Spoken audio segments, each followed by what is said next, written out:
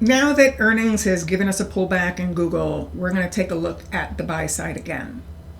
So what I want to do is start running price projections. That's where we use the tool that allows you to choose 3 points on the chart.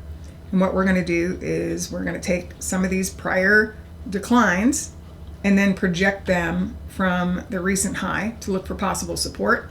After that, we'll be running retracements of some of the prior swings and then also extensions of some of the prior swings. So let's just start with the projections. Here I'm using a 3-pointed tool and I'm projecting using 100% because I want to basically compare swings in the same direction.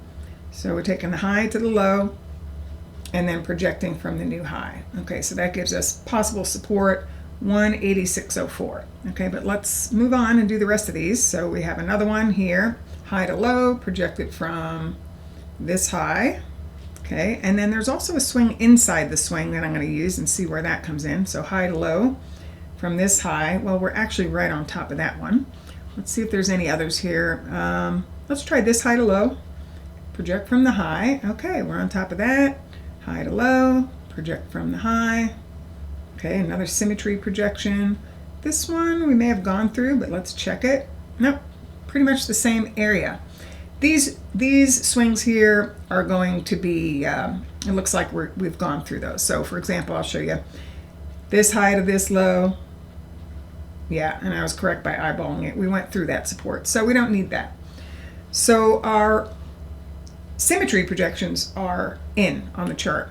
What do we want to look at next? Let's look at the retracements. I'll probably use this last swing, and we're going to start by using this retracement tool, which uses 2 points on the chart. So here from this low to this high. Okay, measuring that, running those retracements.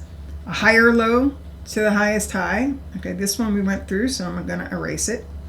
Let's also look at this swing, low to high. Okay, and anything that we went through, is no longer valid, so we're erasing that. And then here, I'm not even sure that the extensions, yeah, we might have some extensions to look at, but as far as the retracements, I'm pretty sure we're through the 786.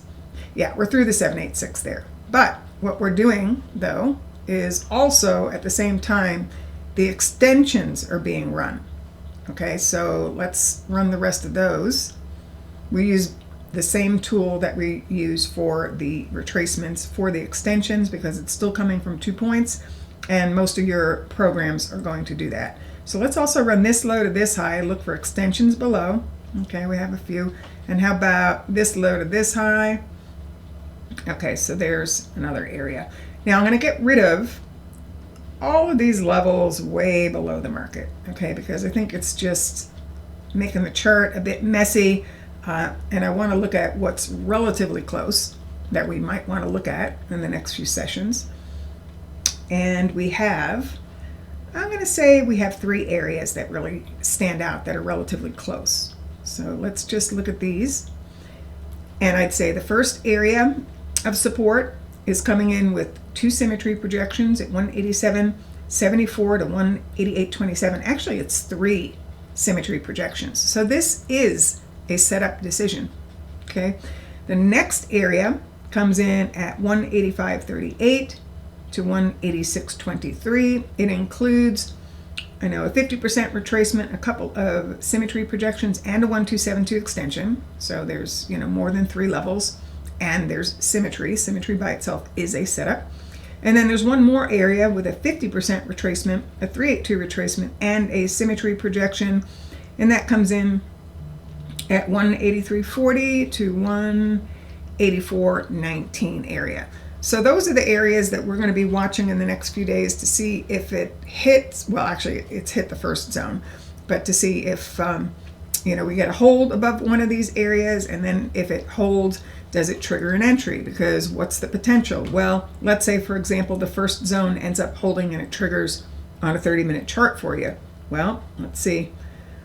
Potential target, if this low remains intact, is going to be the 1272 extension of that swing, which is 212.22. That would be target 1.